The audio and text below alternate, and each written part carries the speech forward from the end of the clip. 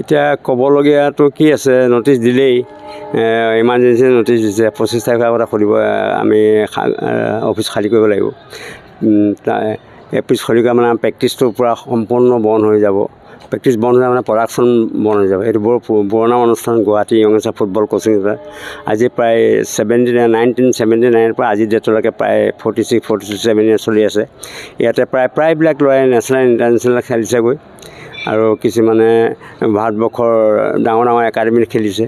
মোহন বাগান academy, Tata football academy, কিছুমানে ডাঙৰ ক্লাবত খেলিছে। মোহামেডান স্পৰ্টিং, মোহন বাগান, মহেন্দ্ৰ গোৱাত খেলিছেগৈ। তাৰোপৰি ইণ্ডিয়াৰ বাহিৰতো গৈছে 3-4জনমান ল'ৰা। সঞ্জয় বড়ো মোহন বাগানৰ হৈ ৱৰ্ল্ড একাডেমী হৈ মানচেষ্টাৰ ইংলেণ্ডত খেলিছে, লণ্ডনত। এলেন দেউৰী একমাত্ৰ ফুটবলাৰ, নৰ্থ ইষ্টৰ পৰা তেওঁ USA খেলিছেগৈ। ইণ্ডিয়া গভৰ্ণমেণ্টে ফ্ৰী অফ কষ্টৰ কাৰণে ফ্ৰীকৈ এটা বিনামূলীয়াকৈ তাত ট্ৰেইনিঙৰ কাৰণে 9 মাহ ট্ৰেইনিঙৰ কাৰণে পঠিয়াইছিলে। এনেধৰণৰ ISLও খেলিছে আইলেণ্ডৰ। ইয়াৰ বহুত কেইটা ল'ৰা আছে আমাৰ, আৰু ইণ্ডিয়াৰ বহুত খেলা ল'ৰা আছে। গোবিন্দ বড়ো, মোনা চেত্ৰী, চাউন থাপা, ফ্ৰান্সিছ বৰুৱা, এলেন দেউৰী, সঞ্জয় বড়ো, সুশান্ত মজুমদাৰ, দেৱব্ৰত কলিতা, গোবিন্দ বড়ো আদি কৰি বহুতো খেলুৱৈ নেশ্যনেল ইণ্টাৰনেশ্যনেল পৰ্যায়ত পাইছেগৈ। তেনেস্থলত আজি হঠাতে বন্ধ কৰিব লৈছে। আমাৰ বৰ দুখ লগা অৱস্থা। চকুৰ পৰা পানী ওলাইছে। আমি আজি খেলা বন্ধ হৈ যাব, আমাৰ সম্পূৰ্ণ প্ৰডাকশ্যন বন্ধ হৈ যাব। ইয়াৰ অল্টাৰনেটিভ চৰকাৰে যদি আমাক ব্যৱস্থা কৰিলেহেঁতেন তেতিয়া আমি সকাহ পালোহেঁতেন। কিন্তু গুৱাহাটীত ফুটবলৰ কাৰণে কোনো জেগাই নাই। কিন্তু জেগা আছে, দুই জেগা অসম গভৰ্ণমেণ্টৰ মাটি চেণ্ট্ৰেল গভৰ্ণমেণ্টক চাইক ব্যৱহাৰ কৰিব দিয়ে। যদি সেইখনকে যদি আমি অল্টাৰনেটিভ হিচাপে আমাক ব্যৱহাৰ কৰিব দিলেহেঁতেন। জৰ্জ ফিল্ডতো আছে, তাতো যদি আমাক ব্যৱস্থা কৰি দিলেহেঁতেন, তাকো সকাহ পালোহেঁতেন। কিন্তু আমি একদম নিথৰুৱা হৈ গৈছোঁ। আমি অৱস্থা কাহিল। আমি কি কৰোঁ, উপায় নাই। আমি আজিকালিৰ ভিতৰত আমি অফিচ খালী কৰি দিব লাগিব। প্ৰেক্টিছ সম্পূৰ্ণ বন্ধ অৰ্ডাৰ দিছে। আমি ক'ত যাম, কি নাযাম, তাকে চিন্তাত লাষ্ট 25 তাৰিখ।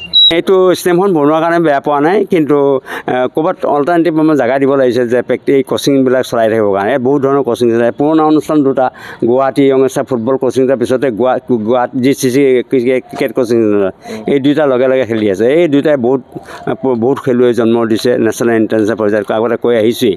কিন্তু তেনেস্থলত আজি এই গুৱাহাটী নেহৰু ষ্টেডিয়ামৰ পৰা এই দুটা কোচিং চেণ্টাৰ বাহিৰ হ'বলগীয়া হৈছে বা ওলাই যাবলৈ হৈছে।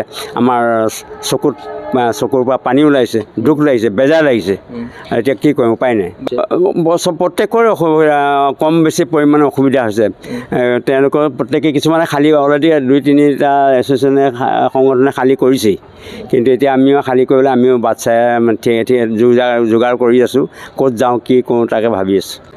চৰকাৰৰ লগত আমি তেনেকৈ কথা পতা নাই। আমি ভাবি আছোঁ এই পুৰণা অনুষ্ঠান ক'ৰবাত শুনি আছোঁ অলপকৈ যে আমাক অল্টাৰনেটিভ ক'ৰবাত জেগা দিবলৈ আগতে শুনি আছিলোঁ। সাংবাদিকৰ পৰাই আমি পেপাৰ এটাৰ পৰাই লগৰ বন্ধুৰ পৰাই শুনি আছোঁ যে আপোনালোকক এই ভাঙিলেও জেগা দিব। তেতিয়া আমি মনে বহি আছোঁ, ভাল লাগিছে, ক'ৰবাত জেগা দিব। কিন্তু এতিয়া জেগা দিয়াটো বাদেই দিয়া, আমাৰ অতি সোনকালে শ্বৰ্ট টাইমত আমাৰ ভাঙিবলৈ অৰ্ডাৰ দিছে। এতিয়া আমাৰ অৱস্থা নাই, আমি কি কৰোঁ কি নকৰোঁ চিন্তিত হৈ গৈছে।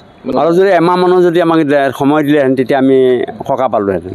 আমাৰ গ'ল্ডেন জুবিলি আছে, 4 বছৰ আছিলে। আমি ৱেইট কৰি আছিলোঁ। গ'ল্ডেন জুবিলি কৰি শেষ কৰি মই খেলাৰ পৰাই বিদায় ল'ম বুলি ভাবি আছিলোঁ, মনতে পুহি আছিলোঁ। কিন্তু এতিয়া গ'ল্ডেন জুবিলি নহ'ব, আধাতে শেষ। কোচিং চেণ্টাৰ ফিনিছ, শেষ হৈ যাব। নেহৰু ষ্টেডিয়াম ভাঙি ফিফা ষ্টেডিয়াম কৰিব বুলি, ফুটবলৰ ফিফা ষ্টেডিয়াম কৰিব বুলি কৈছে। দেখা যাওক কি হয়, লাষ্টত কি হয়। কৈছেতো ঢেৰ, কিন্তু আমাৰ খেলপথাৰটো প্ৰশিক্ষণ কাৰণে খেলপথাৰটো কিছুমান অল্টাৰনেটিভ ৰাখিব লাগিছিলে। খেলপথাৰ ক'ত? গুৱাহাটী চিটি হাৰ্টত কোনো খেলপথাৰেই নাই ফুটবলৰ কাৰণে। বাকী 2-এখন ক্ৰিকেটৰ কাৰণে আছে, কিন্তু ফুটবলৰ কাৰণেতো একেবাৰে নাই।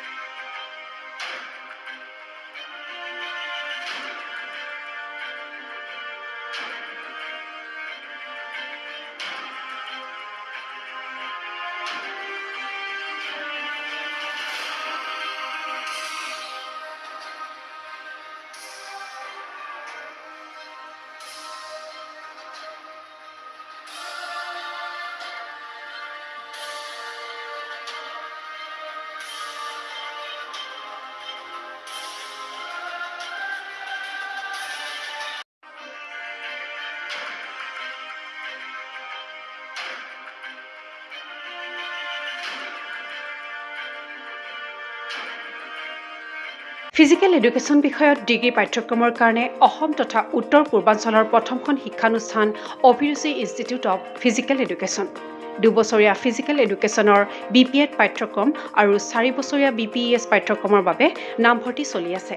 বিতংকৈ জানিবৰ বাবে আজিয়েই যোগাযোগ কৰক। যোগাযোগৰ নম্বৰসমূহ হৈছে 9435100098, 7002233540, 88765210998, ৱেবছাইট www.aipguwahati.in